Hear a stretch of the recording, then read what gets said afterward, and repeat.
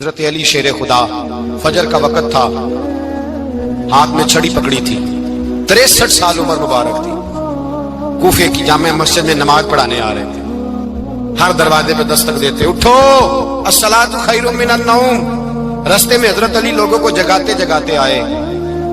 جب مسجد کوفہ میں پہنچے تو ایک بدبخت خنجر چھپائے کھڑا تھا، اس نے حضرت علی رضی اللہ تعالیٰ عنہ کو خنجر مارا۔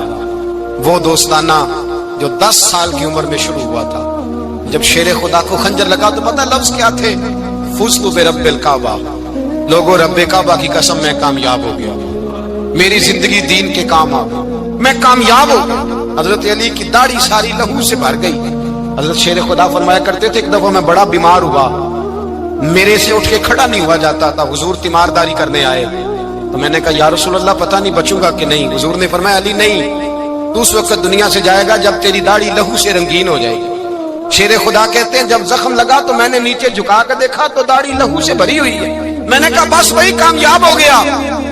جامع مسجد کوفہ میں مولا علی نے سر سجدے میں رکھا، اور اسلام کی تاریخ کا وہ شخص جس شخص نے اپنی بچپن سے لے کر جوانی، جوانی سے لے کر بڑھاپا، اور جاتے جاتے امام حسن اور حسین کو قریب بلایا اور وصیت کر کے بیٹا جینا اسی کا ہے جو دین کے لیے جیے، بیٹا مرنا اسی کا ہے جو دین کے لیے مرے، جس دھج سے کوئی مقتل میں گیا وہ شان سلامت رہتی ہے، یہ جان تو آنی جانی ہے، اس جان کی کوئی بات نہیں۔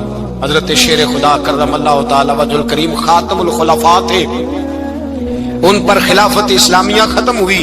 حضرت علی رضی اللہ تعالیٰ عنہ جس دن وصال ہوا، آپ کے بیٹے کہتے ہیں اس رات مولا علی نے خزانے کا مال سارا ایک رات پہلے تقسیم کیا، اور پھر جس جگہ مال خزانہ ہوتا تھا وہاں 2 نفل پڑھ کے کہا اے اللہ میں نے تیرے بندوں کی امانت تیرے بندوں تک پہنچا دی ہے۔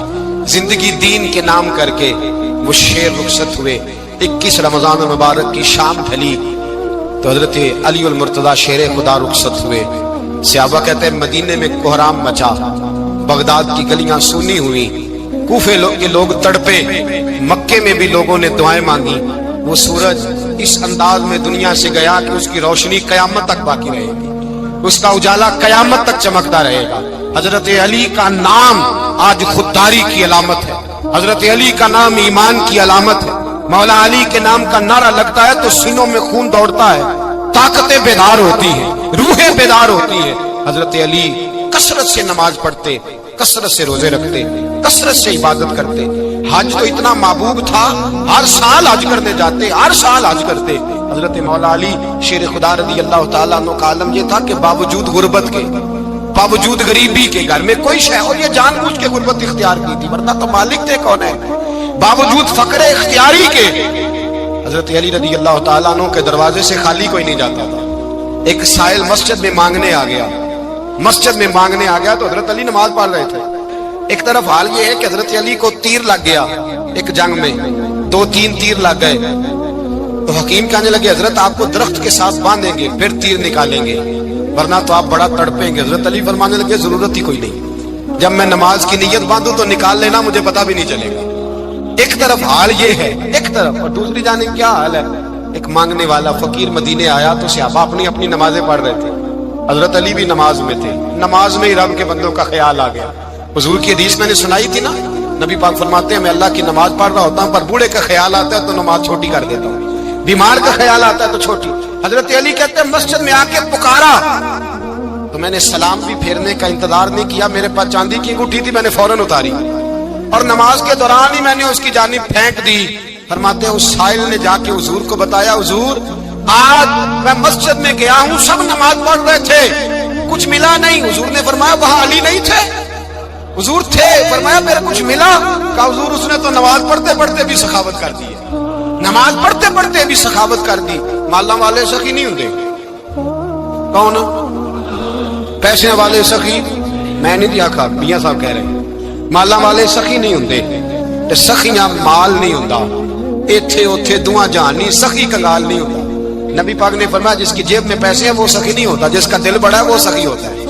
حضرت علی شیر خدا گھر میں 3-3 دن کھانا نہیں پکتا، پر جو آتا ہے وہ جھولی بھر کے لے کے جاتا ہے، وہ جھولی بھر کے۔ بھائی زندگی اس کی ہے جس کی دین کے کام لگ گئی، ورنہ لوگ وقت ضائع کر کے چلے جاتے ہیں.